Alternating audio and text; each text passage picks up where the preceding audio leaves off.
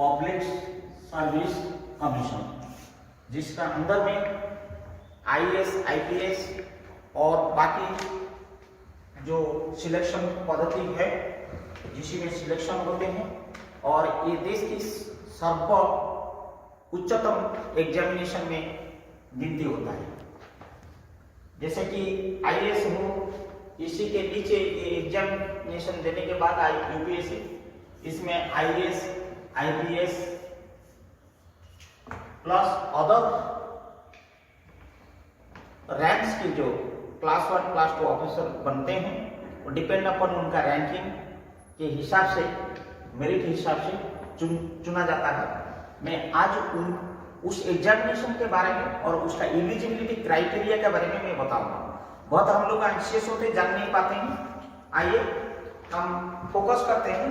ये UPSC examination के अंतर्गत 3 प्रकार का एग्जाम होता है। पहला होता है प्रिलिमिनरी एग्जामिनेशन, जो 400 मार्क का होता है। मेन एग्जाम 750 मार्क्स की होता है, जिसे 750 मार्क्स में 275 मार्क इसके साथ इंक्लूडेड है। ये 275 मार्क जो है पर्सनल इंटरव्यू होता है, जो साक्षात्कार होता है। तो टोटल 400 प्लस 750, दैट मीन्स 2150 के टोटल मार्क, जिसमें 275 मार्क पर्सनल इंटरव्यू में इंक्लूडेड है। आइए पहले प्रिलिमिनरी एग्जामिनेशन जब क्लियर कर पाएंगे, क्वालिफाई करेंगे, देन मेन एग्जाम को हम एलिजिबिलिटी होंगे, और main eligibility examination eligibility qualify करने से देन हम पर्सनल इंटरव्यू के लिए एलिजिबल होंगे 3 स्टेज में। तब हमको ऑफर एन अपॉइंटमेंट मिलेगा। आइए सर्वप्रथम प्रिलिमिनरी एग्जामिनेशन में क्या क्या होता है। जब एग्जामिनेशन होता है, पहला जनरल स्टडीज के पेपर 1 होता है, उसमें ऑब्जेक्टिव टाइप क्या आता है, और उसमें क्वेश्चन 100 क्वेश्चन आएगा, और ईच क्वेश्चन कैरीज 2 मार्क्स। अगर सही आंसर हुआ 2 मार्क्स, देन 200 मार्क्स का 2 आवर्स में हम लोग को अटेंड करना पड़ेगा, और जिसमें अगर रॉन्ग आंसर होगा उसमें नेगेटिव मार्किंग का प्रोविजन है।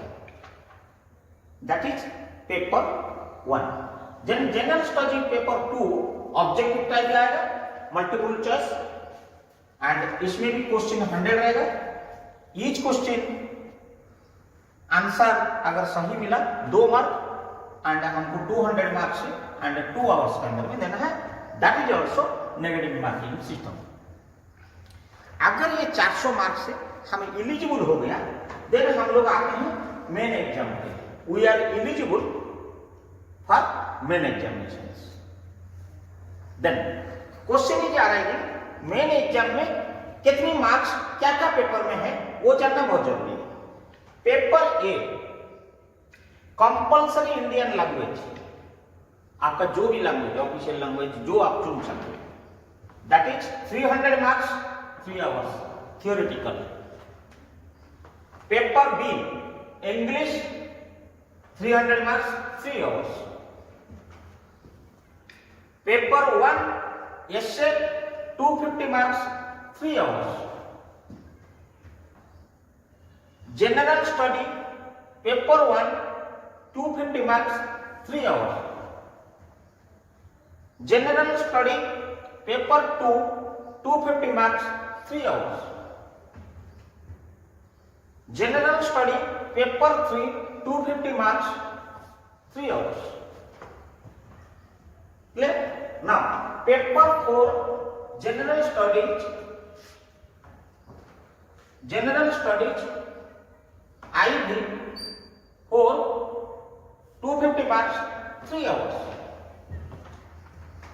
Now the question is arising optional paper 1, जो भी आप लोग ले सकते हैं आपकी कोर सब्जेक्ट में या रादर देन कोर सब्जेक्ट में आप ले सकते हैं। कोई पॉलिटिकल साइंस, कोई मेडिकल साइंस, कोई टेक्निकल, जो भी आपको चाहिए, इकोनॉमिक्स, एनी हिस्ट्री, तो 250 marks, 3 hours. And optional 2 paper 250 marks, 3 hours. All are theoretical in the main examination. Then अगर हम प्रिलिमिनरी क्लियर करते हैं, क्वालिफाई करते हैं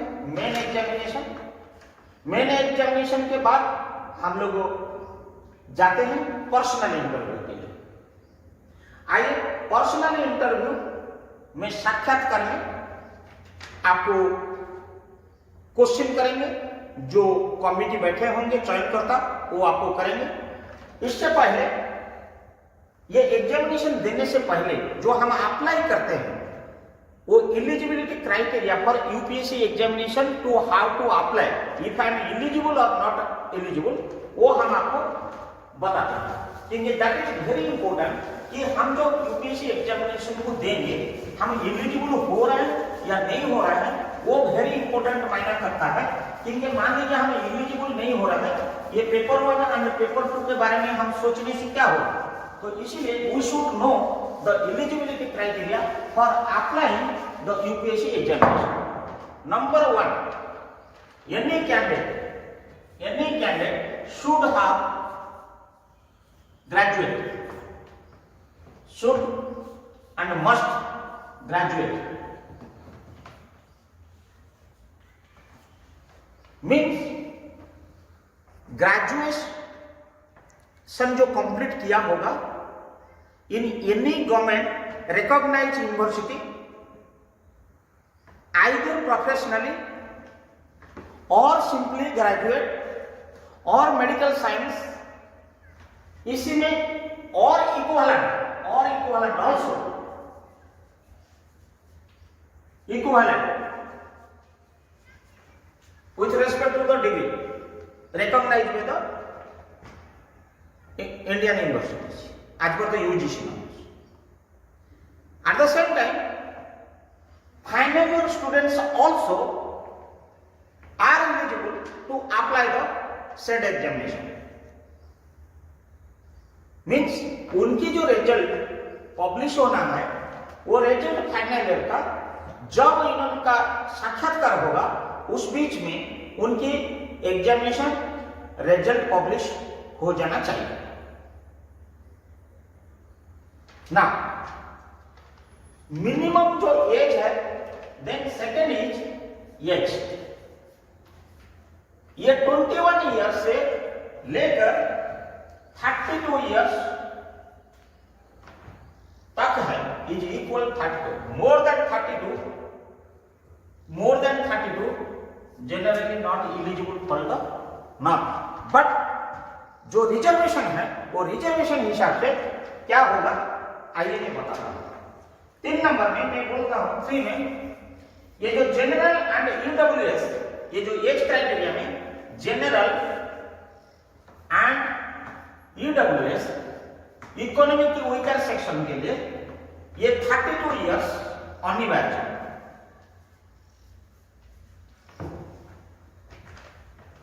एंड 5 अटेम्प्ट्स, ये 32 साल का अंतर में 5 अटेम्प्ट्स, दे आर 5 अटेम्प्ट्स, 5 बार उन लोग दे सकते हैं। सिमिलरली ओबीसी जो है 32 years plus relaxation of 3 years plus 9 attempts। देख लीजिए जनरल एंड ईडब्ल्यूएस के लिए 32 ईयर्स मैक्सिमम, और वो 32 ईयर्स के अंदर में 5 अटेम्प्ट्स वो दे सकता है। Whereas OBC subject to the production of the certificate 32 years plus 3 years,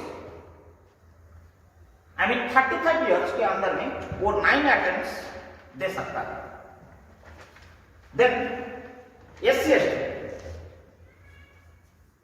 ST category के लिए आपको 32 ईयर्स,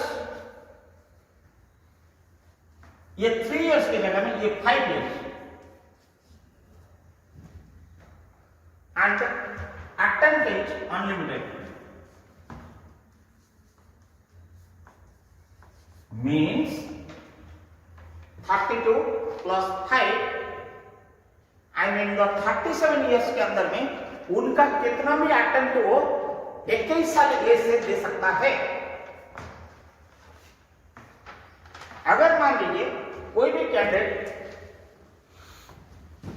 21 जनरल कैंडिडेट 32 होने तक 21 साल के उम्र से अगर वो अटेम्प्ट करता है 5 बार देगा। अगर 21 साल उम्र में अगर कोई ओबीसी कैंडिडेट माने 35 इयर्स के अंदर में 9 अटेम्प्ट देगा, whereas SC/ST कैंडिडेट अनलिमिटेड देते रहेगा 21 साल से लेकर 37 इयर्स तक। ये क्लियर ना? अभी आप आइए फिजिकल डिजेबिलिटी। आपका फिजिकल डिजेबिलिटी के बारे में हम बताते हैं। Next is physical disability. Physical disability इनको क्या है? They will be also 32 years plus 10 years. ये फिजिकल डिजेबिलिटी जो है ये इसमें क्या है? अंतर्गत है general, OBC, person with benchmarks of disability and EWS.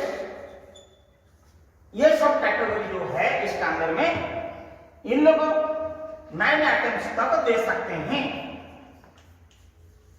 What is that?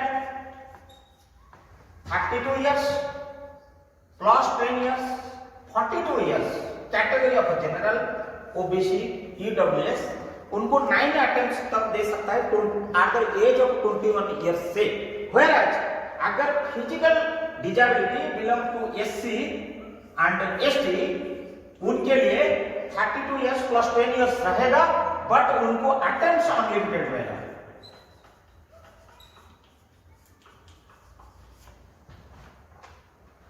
Now come to the J&K, जो जम्मू कश्मीर में जो बसवास करते हैं J&K के लिए,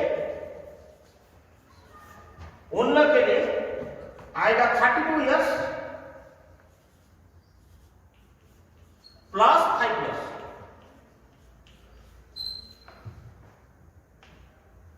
plus 3 years if it is they are belongs to OBC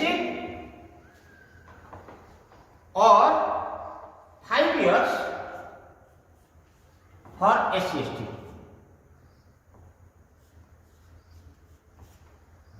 means जो जम्मू एंड कश्मीर में जो लोग ओबीसी कैटेगरी के रहते हैं उनको 3 इयर्स एक्स्ट्रा मिल जाएगा।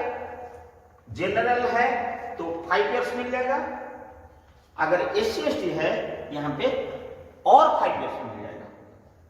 और attempts as per the categories already मैंने जो बोला वो कैटेगरी में, जैसे जनरल में 5 अटेम्प्ट्स और ओबीसी में 9 अटेम्प्ट्स, SC/ST में अनलिमिटेड, लाइक दैट। ये जो जम्मू कश्मीर ये कैटेगरी का बिलोंग करते हैं उन लोग के लिए 5 इयर्स एक्स्ट्रा रिलैक्सेशन है apart from their own. Now, next is coming disability and discharge from defense service. Discharge from defense service. वो पर्सनल के लिए आपको लागू होगा 32 years plus 3 years plus 3 years again, plus 3 years general and OBC or 5 years if you are SC/ST। जो व्यक्ति disability and discharge from defence service 32 years रहेगा plus 3 years relaxation रहेगा प्लस एडिशनल 3 इयर्स रहेगा जनरल ओबीसी के लिए and 5 साल रहेगा अगर वो डिफेंस सर्विस में डिस्चार्ज हुआ। Clear? Now it is ex serviceman. Then ex serviceman के लिए क्या होता है आइए मैं बताता हूं। मैं या एक्स सर्विस कमीशन जिसको बोलते हैं उनके लिए जो होता है 32 ईयर्स प्लस 5 ईयर्स प्लस ये 5 ईयर्स का अलावा 3 years if they are belongs to OBC और 5 years if SC। देखिए ये बहुत मायने रखता है कि आप लोगों में इसलिए बता रहा हूं कि ये चीज वेरी इंपॉर्टेंट, क्योंकि अप्लाई करने से पहले ये क्राइटेरिया को आप देख लीजिए, नहीं तो आपका अप्लाई करके रिजेक्टेड हो जाना कोई मतलब नहीं है। ये मैंने जो बताया ये प्योरली एज के बारे में बताया। आइए हम बताते हैं नेशनैलिटी के बारे में। आइए, नेशनैलिटी क्या होता है? इंडियन होता है ना। ये नेशनैलिटी जो है, जो इंडियन सिटीजन होना चाहिए, इंडियन सिटीजन होना चाहिए, इंडियन सिटीजन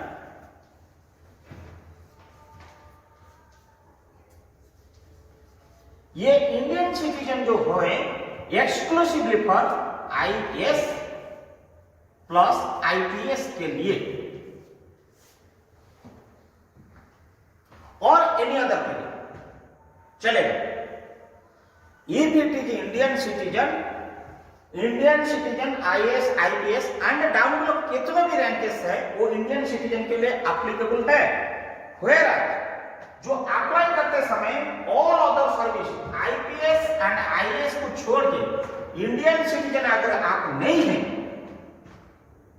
आपको आईएएस आईपीएस में अधिकार या अपॉइंटमेंट नहीं मिलेगा, बट आप अप्लाई करके all other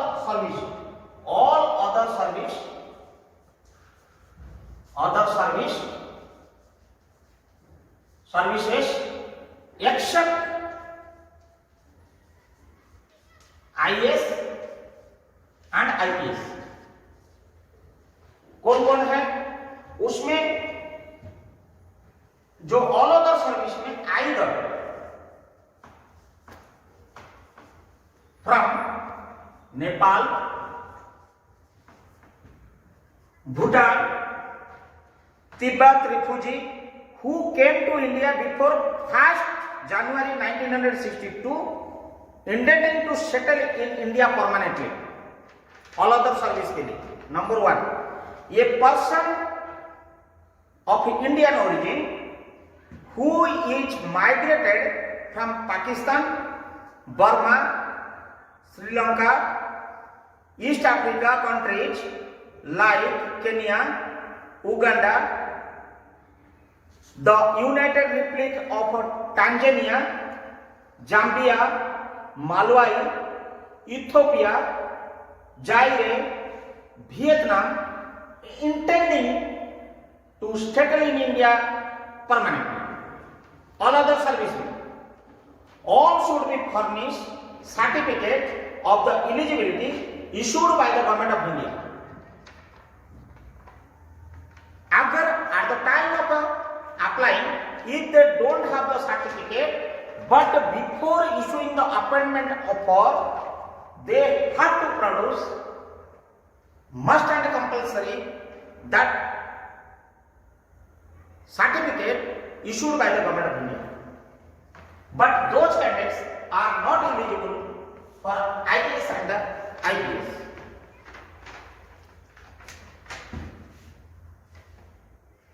These candidates may attend the exam but should submit the said certificate before issue of an appointment offer. But Nepal, citizen to Nepal, Bhutan, Tibet, refugees who came to India before 1st January 1962 intending to settle in India permanently, they are not entitled for IFS also. Indian foreign service के लिए उन लोगों eligible नहीं है ना। the last thing is educational qualification. मैंने as बता दिया एंड हमने सिटीजन बता दिया एंड लास्ट क्राइटेरिया जो है educational qualification.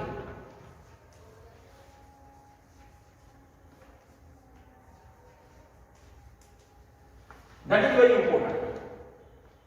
I am reading out the educational qualifications. Already I told the nationality and eligibility criteria. Also I explained about your nationality.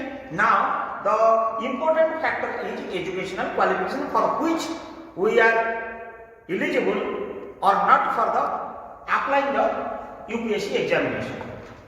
First, the candidate should have a degree from government recognized university or possesses equivalent qualifications. Either they have the degree or any equivalent.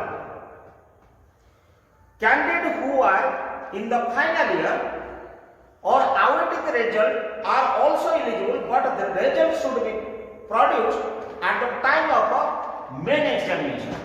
जब आप preliminary clear कर देते हो और the main examination आपका आना है, before main examination you should have your result publications and provisional result in your hand at the time of a main examination.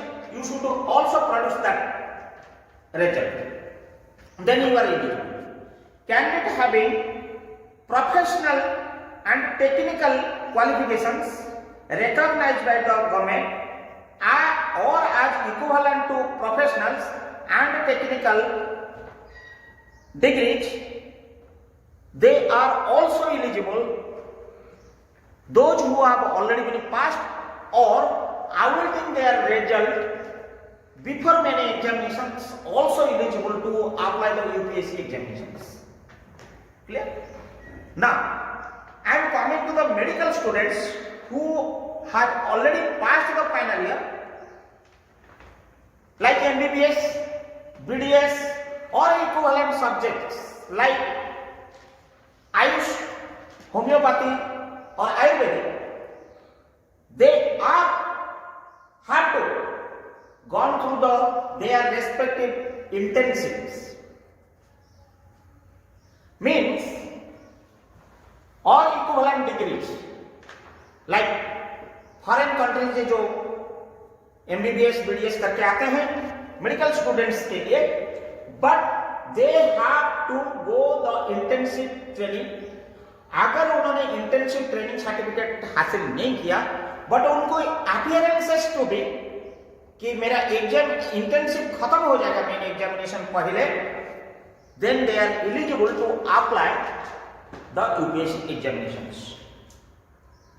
All the time main examination intensive certificate is to be produced.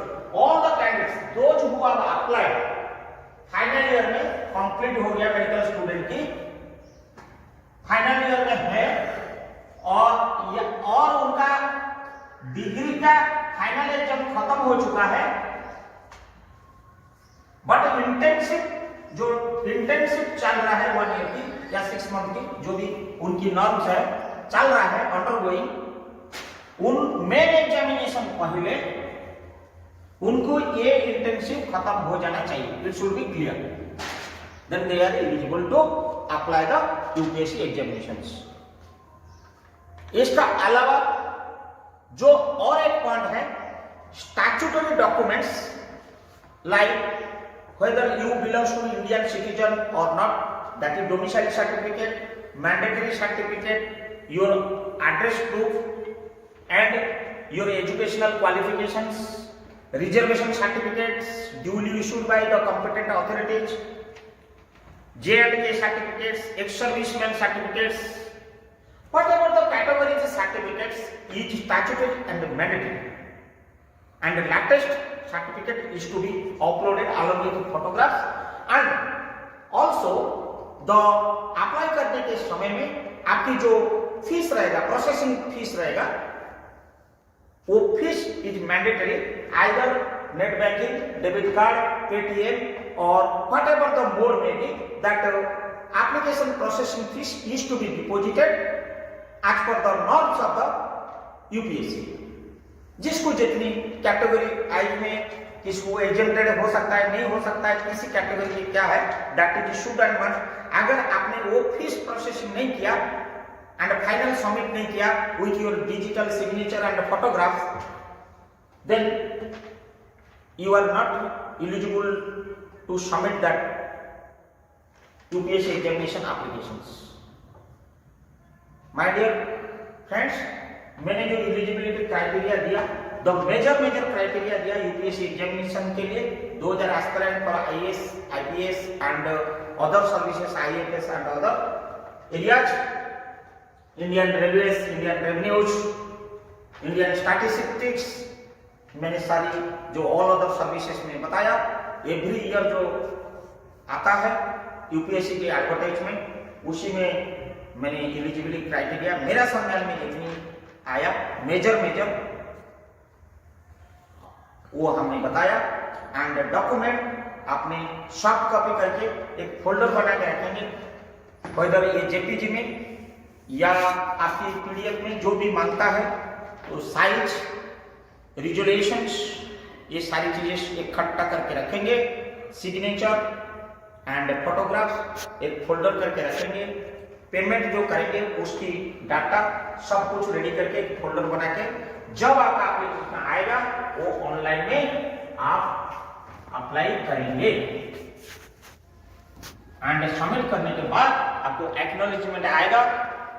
आपका acknowledgement के साथ साथ आपका and valid email ID आप देते रहेंगे, उसी में आपको एसएमएस अलर्ट आएगा, मेल अलर्ट आएगा एंड उसी रिफरेंस में एक्नॉलेजमेंट की जो रिफरेंस आएगा वो आप फ्यूचर रिफरेंस के लिए रखे रहेंगे और आपको फ्यूचर उसी रिफरेंस में लॉगिन करेंगे और यूजर आईडी पासवर्ड जो आप बनाएंगे ये आपको गुप्त रखना पड़ेगा, किसी को शेयर नहीं करना पड़ेगा। बहुत सारी इंफॉर्मेशन, आपका पर्सनल इंफॉर्मेशन उसमें रहता है, कोई मांगने से भी नहीं देना। You have to handle yourself with your login and ID and password। धन्यवाद।